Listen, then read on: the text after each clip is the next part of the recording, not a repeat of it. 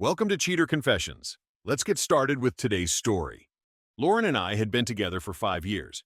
We met at a friend's barbecue, of all places, and what started as a casual conversation turned into something steady. She was warm, funny, and had this calm confidence that made people trust her instantly. Over the years, we built a rhythm. Trips on long weekends, shared savings goals, late nights planning what came next. When I got a promotion last year, most of my bonus went straight into the account we set aside for the wedding. It wasn't just money, it was proof that we were investing in the same future. Planning the wedding had taken up most of the last 12 months. Guest lists, vendors, food tastings. Lauren loved the details. I never doubted her excitement. She talked about the honeymoon constantly, making lists of places we could visit. Nothing about her gave the impression that she wanted out. The morning I was supposed to marry Lauren, I woke up to silence. The apartment was too still. At first, I thought she'd gone to her sister's place for some last-minute prep. But the closet doors were open, and half the hangers were empty. Her passport, laptop, and jewelry box were gone. I walked into the living room and checked the joint account we'd been using for wedding expenses. $42,000, zeroed out overnight. I refreshed the page 3 times, as if the numbers would change. They didn't. There was no note on the counter, no text on my phone, no email, just nothing. 5 years together, a year planning the wedding, and she vanished like a stranger who had never lived here. I called her, straight to voicemail. I tried again and again, same result. Finally, I dialed her parents' house. Richard, her father, didn't pick up, but her mother, Angela, answered on the second ring, her voice bright like it was any other morning. "Angela," I said, keeping my tone flat. "Lauren's gone. So is the wedding money." A pause. Then a shaky laugh. "Oh, Tyler, you're joking. She probably just went with Evelyn to calm down. Cold feet? You know how brides get." "No," I said. "Evelyn's already called me twice this morning asking if Lauren's with me. She isn't. And the account we set up for the wedding has been emptied. She took her things, Angela. Everything important." The cheer left her voice. "That doesn't sound like my daughter. Maybe you made a mistake with the account. Maybe she needed it for something. A surprise." "A surprise?" I cut in. "Emptying an account and disappearing isn't a surprise. It's theft." The line went quiet. Then her tone hardened. "Don't you dare accuse Lauren of something like that. She's under pressure. Maybe she just needed space. You men never understand." I let the silence hang for a moment. Then I hung up. I typed out a single message and sent it to her. "Congrats on raising a thief."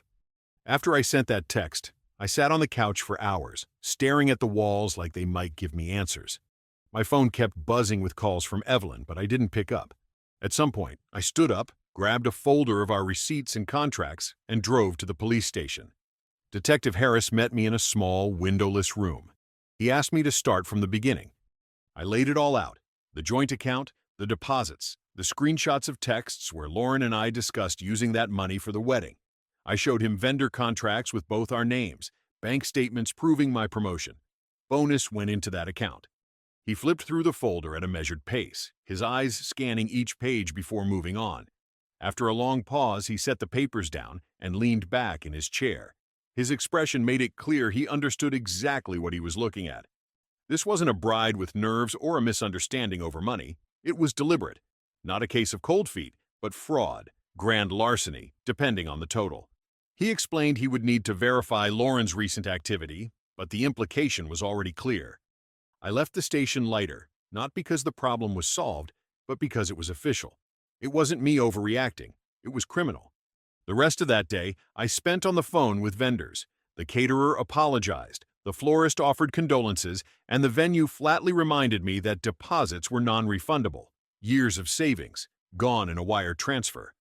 That night, Harris called me back. His tone was sharper. He'd already found something. 2 weeks ago, Lauren purchased a one-way ticket to Denver under her maiden name. Departure this morning. So, it hadn't been panic. It hadn't been nerves.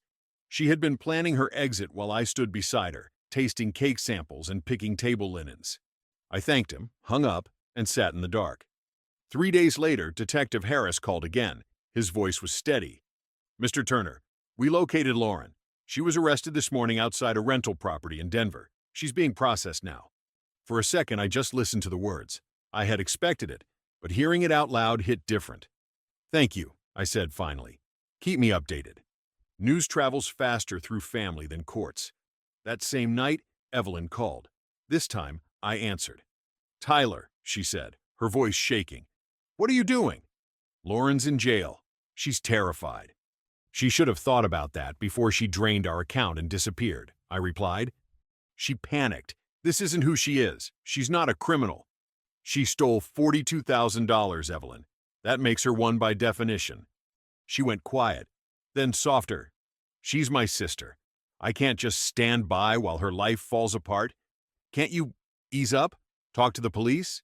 Tell them you don't want to press charges? I kept my tone calm even. This isn't in my hands anymore. The state is pressing charges, not me. She didn't just ghost me, Evelyn. She ghosted the life we were building. That money wasn't a pile of cash. It was our wedding, our future, and she chose to take it. Her breath hitched on the other end. She said she'll make it right. Dad's talking to an attorney. Just give us a chance to fix this. Then tell her to get a good lawyer, I said, because I'm not backing down. I ended the call and set the phone on the table.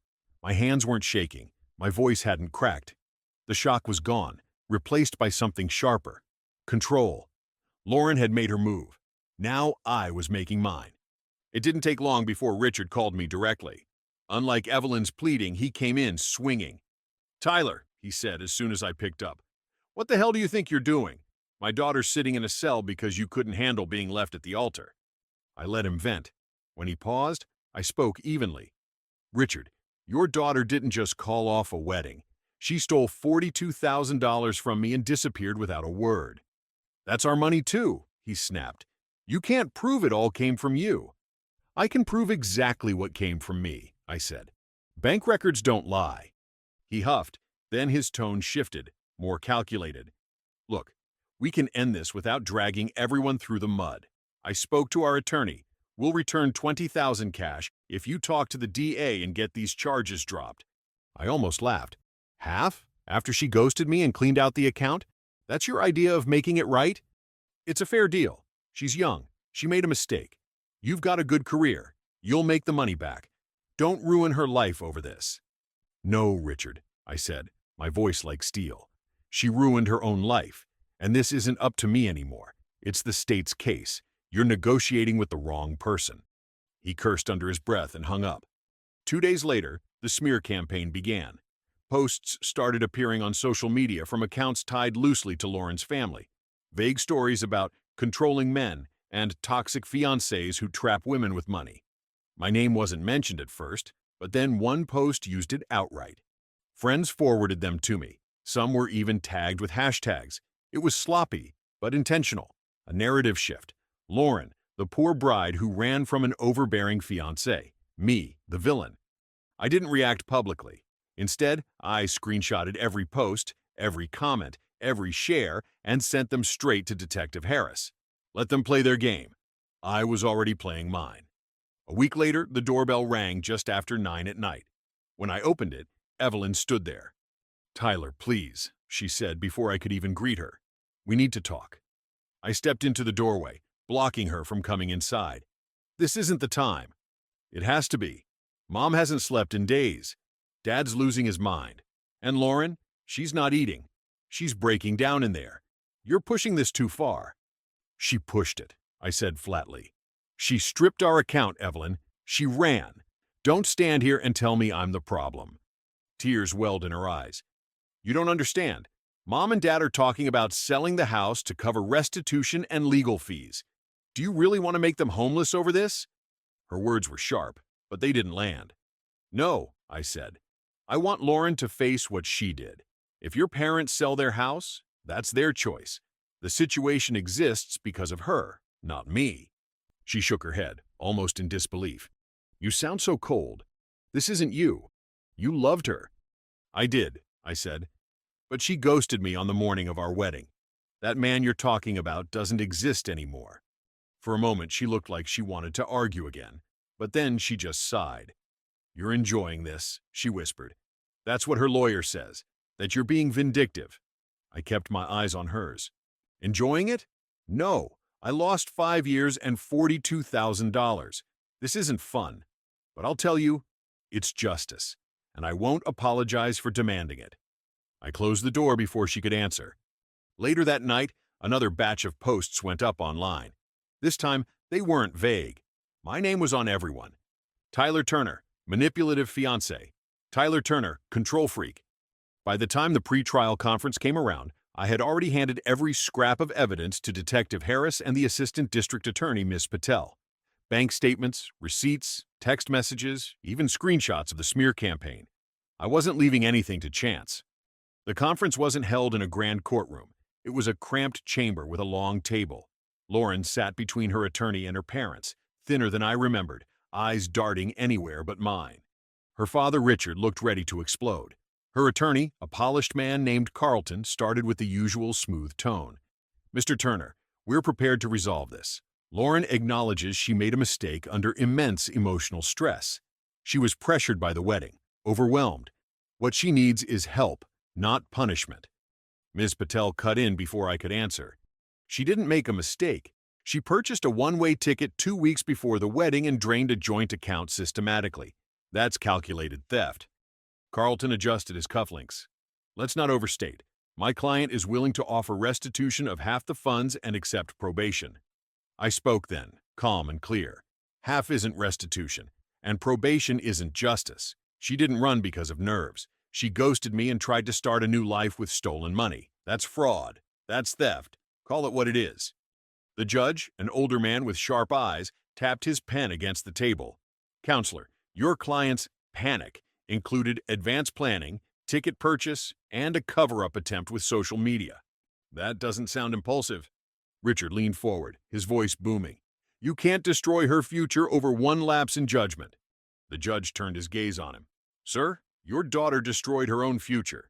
Mr. Turner didn't drain that account. She did." Lauren finally spoke, her voice barely above a whisper. "Tyler, please, just let this go." I looked at her, steady. "You let me go the morning of our wedding. Now the law gets to decide what happens next." The room fell silent. For the first time, I saw panic replace her practiced indifference. The following week, Ms. Patel called with the outcome of the plea negotiations. Her voice carried the weight of finality I had been waiting for. Lauren had accepted the deal. Full restitution of $42,000 to be paid within 72 hours, 120 days in county jail, 5 years of probation afterward, and a felony fraud conviction on her record with no possibility of appeal. It was more than I had anticipated, but the evidence against her had left no room for leverage. The judge had dismissed every attempt to soften her actions, and her parents, faced with the reality of her sentence, had rushed to gather the money. Later that day, I checked my account. The balance sat where it had been before Lauren gutted it. The numbers looked the same, but they didn't feel the same. That money wasn't for a wedding anymore. It was a marker of what I'd endured, and what I'd stood firm against.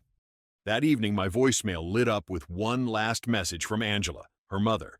Her voice was raw, almost unrecognizable. "You destroyed her," she cried. "You could have let this go. She's not built for jail. I hope you're satisfied."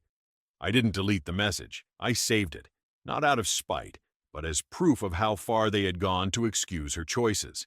They still couldn't see. I hadn't destroyed her life. She had written this ending herself. 3 months later, she was booked into the county. Evelyn sent one final text. "She cries every night." I didn't answer.